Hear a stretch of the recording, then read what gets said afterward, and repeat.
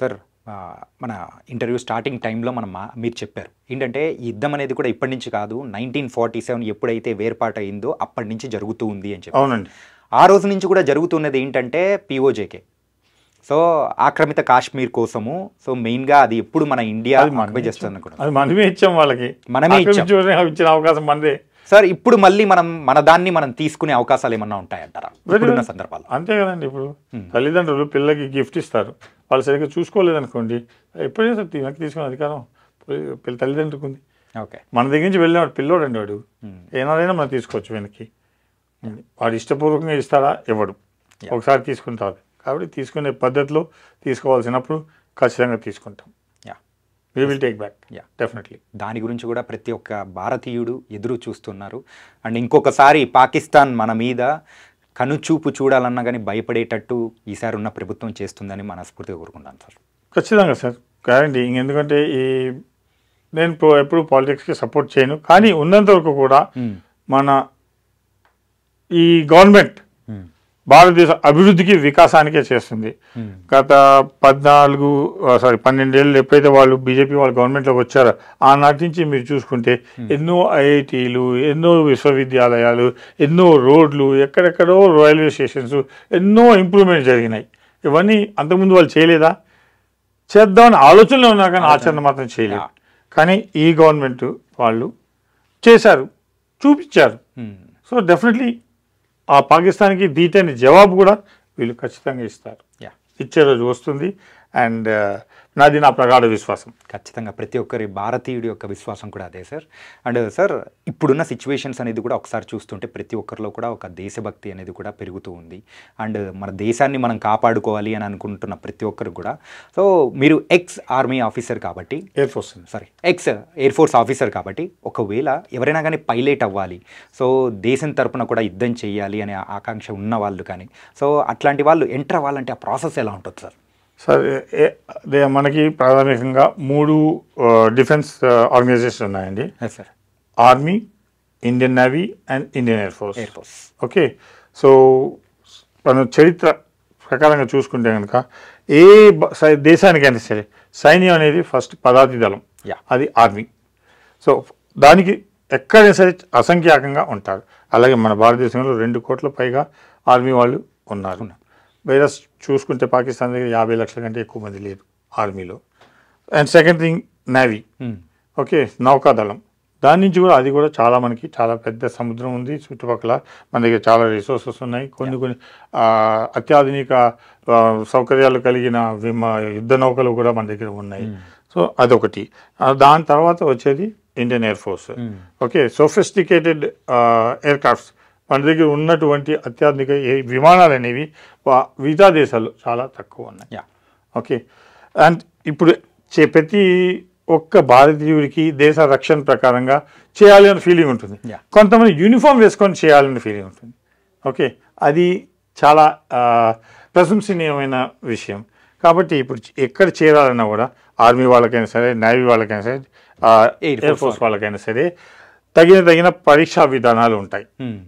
Okay sir, నేను ప్రత్యేకంగా ఎక్కువ ఎయిర్ ఫోర్స్లో చేశాను కాబట్టి దాని గురించి నేను ఎక్కువ చెప్పగలుగుతాను. సో ఎయిర్ ఫోర్స్లో చేరాలంటే కనుక ఎయిర్ ఫోర్స్ 2 పద్ధతులు ఉన్నాయి సార్. ఒకటి personal below officer and 1 is officer rank. Okay, pilot అనేది ఆఫీసర్ ర్యాంక్ కిందకు వస్తుంది. ఓకే, సో కానీ ఈ ప్రతి పైలట్ విమానం గాలిలో ఎగరాలి అంటే కింద సపోర్ట్ చేసే వాళ్ళు ఉండాలి. రైట్. ఎయిర్క్రాఫ్ట్ మెయింటెనెన్స్ కానీ, ఎయిర్క్రాఫ్ట్ ఫ్యూలింగ్ కానీ, ఎయిర్క్రాఫ్ట్కి సంబంధించిన లాజిస్టిక్ సపోర్ట్ కానీ, ఏదైనా సరే కింద గ్రౌండ్ స్టాఫ్ చేయాలి. వాళ్ళందరూ కూడా పర్సనల్ బిలో ఆఫీసర్ ర్యాంక్ అంటారు. దానిలో ఏంటంటే కనుక మీ 18 ఏళ్ళ వయసు ఉన్నవాళ్ళు, ఆ తర్వాత ఎంపీసీ కానీ వేరే ఏదైనా +2 సబ్జెక్ట్ ఫస్ట్ క్లాస్ ఉంటే కనుక మీరు దానికి తగిన పరీక్ష రాయడానికి అర్హులు అవుతారు.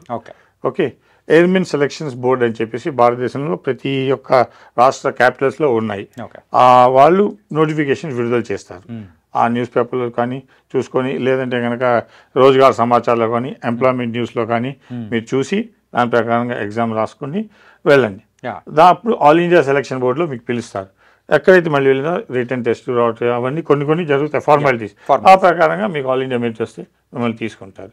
దానిలో technical wing and non technical wing 2 ఉన్నాయి సార్.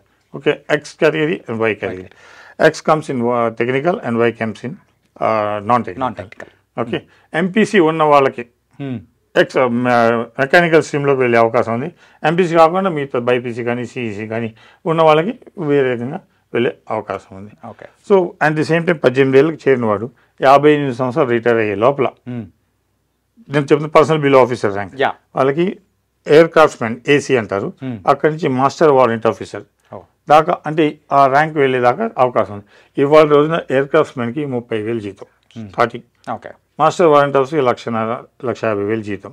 ఆ తర్వాత మీరు విశిష్టమైన సేవలు చేస్తే మీకు ఆఫీసర్ హానరీకి ఇస్తారు. కానీ హానరీ ఫ్లయింగ్ ఆఫీసర్ ఉంటారు, హానరీ ఫ్లైట్ లెఫ్టినెంట్ ఉంటారు. అది మీకు August 15th కానీ అంటారు నెక్స్ట్ కానీ మీకు ఆ రోజుల్లో మాత్రమే ఇస్తారు. ఎందుకంటే గౌరవ ప్రధానమైన రోజులు అనమాట. అలా అదొకటి. ఆ తర్వాత ఆఫీసర్ అవ్వాలి అంటే కనుక దానిలో కూడా పైలట్ అంటే ఫైటర్ వింగ్స్ ఉన్నాయి, non defence fighter, transport, helicopter 3 రకాలుగా ఉన్నాయి పైలట్లో కూడా. ఏది కావాలన్నా కూడా మీకు ఫస్ట్ ఎంపీసీ, మళ్ళీ ఎంపీసీ ఇంపార్టెన్స్. ఓకే, ఎందుకంటే ఆ ఇంజనీరింగ్ స్కిల్స్ టెక్నాలజీ స్కిల్స్ అనేవి మ్యాథ్స్ చాలా వరకు ఇంపార్టెంట్. అందుకని చెప్పేసి సో మీరు ఎప్పటికైతే ఎవరికందో దానిలో NDA exam national defence academy exam రాస్తే దానిలో మీకు కంపల్సరీ 90% ఉండాలి ఎంపీసీలో మీ ఇంటర్మీడియట్లో. అప్పుడే మీరు ఎలిజిబిలిటీ వస్తుంది. Then you have to appear for the examination. Then basing on your all India ranking మీకు క్వాలిఫై పిలుస్తారు. అండ్ స్టాఫ్ సెలెక్షన్ కూడా ఎస్ఎస్పి బోర్డ్స్ ఉంటాయి. దానిలో మీరు మళ్ళీ physical test, mental aptitude test, psychometric టెస్టులు ఇవన్నీ ఉంటాయి. ఇవన్నీ పాస్ అయిన తర్వాత అప్పుడు మళ్ళీ కంపైల్ చేసి ఆల్ ఇండియా ర్యాంకింగ్లో మీకు పిలుస్తారు. Then you can join as a pilot. Okay, అక్కడ మళ్ళీ కూడా దానికి మీకు ఫైటర్ పైలటా, ట్రాన్స్పోర్ట్, హెలికాప్టర్ దానికి యాప్టిట్యూడ్ టెస్ట్లు ఉంటాయి. ఆ ప్రకారం మిమ్మల్ని విభజించి మీకు తగినట్టు ఉన్న ట్రైనింగ్ సెంటర్స్లో మీకు ట్రైనింగ్ ఇస్తారు. ఇది ఒకటి పైలట్. దాని తర్వాత officers, general duty of pilots అంటే officers, supporting staff, administrative officers ఉండాలి, లాజిస్టిక్స్ ఆఫీసర్స్ ఉండాలి, అండ్ వాతావరణ శాఖ మెట్రలాజికల్ ఆఫీసర్స్ ఉండాలి, ఎయిర్ ట్రాఫిక్ కంట్రోల్ ఫ్లైట్ ఎక్కడానికి దిగడానికి దానికి తగ్గ కంట్రోల్ చేసే ఆఫీసర్స్ ఉండాలి. ఎవరైనా సరే అవన్నీ రకరకాల విభాగాలు, అనుభాగాలు ఉంటాయి. దానికి తగినట్టుగా డిపార్ట్మెంటల్ ఎగ్జామినేషన్స్ ఉంటాయి. కొన్ని జనరల్గా ఓపెన్గా ఒకేసారి పిలుస్తారు అందరికీ కూడా. లేదంటే కనుక డిపార్ట్మెంట్ వైజ్ కూడా అడ్వర్టైజ్మెంట్లు వస్తాయి. ఈ మెయిన్లీ ఎంప్లాయ్మెంట్ న్యూస్, రోజుగారు సమాచారం వాటిలో వస్తాయి. మీరు రెగ్యులర్గా ఫాలో అయితే దాని ప్రకారం మీరు చూసుకుని చేసుకోవచ్చు. ఆ career in defence is very very ల్యూక్రేటివ్. కానీ మీకు ప్యాషన్ ఉండాలి సార్. నాకేదో గవర్నమెంట్ జీతం అది జాబ్ ఉంటుంది, సెక్యూర్డ్ లైఫ్ ఉంటుంది అనుకుంటే మాత్రం కాదు. దేశానికి సేవ చేయాలన్న అంకిత భావం ప్రాథమికంగా ఉంటేనే మీరు అక్కడ ట్రైనింగ్ కంప్లీట్ చేయగలుగుతారు. ఎందుకంటే ట్రైనింగ్ ఇస్ చాలా difficult. Personal before officer rank కానీ, పర్సనల్ ఆఫీసర్ ర్యాంక్ కానీ ఎవరికైనా సరే. ఓకే, నేను ఎయిర్ ఫోర్స్ చూసిన ట్రైనింగ్నే టఫ్ అంటున్నాను, ఇంకా ఆర్మీలో అయితే చెప్పలేము సార్. చాలా. కానీ ఆ ట్రైనింగ్ అనేది ఎందుకు? బుల్లెట్ తీసుకోవడానికి మిమ్మల్ని సంసిద్ధంగా చేస్తారు. ఎవరు పడితే వాళ్ళు వెళ్ళి నన్ను కొట్టలేదు. సినిమాలు ఎన్నో చూపిస్తారు సార్, కానీ ఆన్ రియాలిటీ ఆన్ గ్రౌండ్ ఎంతమంది నిలబడతారు అదే ఇంపార్టెంట్. చెప్పండి, ఎవరు పడితే వాళ్ళు చేయలేరు. దానికి కలేజా కావాలి, గుండె హృదయం కావాలి, మానసిక స్టెబిలిటీ కావాలి. అప్పుడే అవన్నీ ఎక్కడ వస్తాయి? ట్రైనింగ్లో. అవన్నీ మీకు ఉన్నాయా లేవా ఇన్బార్న్. ఇప్పుడు పాలు చిలికితే మజ్జిగ చిలికితే వెన్న వస్తుంది, కానీ మనిషిలో కూడా ఆ ఇన్బార్న్ క్వాలిటీస్ ఉన్నాయా లేవా అని టెస్ట్ చేయడానికి ఈ యొక్క యాప్టిట్యూడ్ టెస్ట్లు అనేవి మీ దగ్గర ఉన్నాయని తెలిస్తే అప్పుడు మీకు ట్రైనింగ్ ఇచ్చి మీలోంచి అవి తీసి మిమ్మల్ని ఒక సైనికుడిగా తయారు చేస్తారు. మీరు దేశ సేవ చేయండి ఖచ్చితంగా.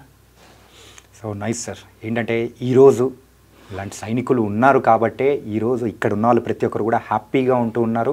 అండ్ ఎవరి పని వాళ్ళు చేసుకుంటూ ఉన్నారు. బార్డర్లో ఉన్న ప్రతి ఒక్క సైనికుడికి మాత్రం ఖచ్చితంగా మీతో సహా చెప్పాల్సింది సెల్యూట్ సార్. నిస్సందేహంగానండి, సైనికులను బట్టే సివిలియన్స్ ఉన్నారు. Sir, please have confidence in your soldier and help all the best.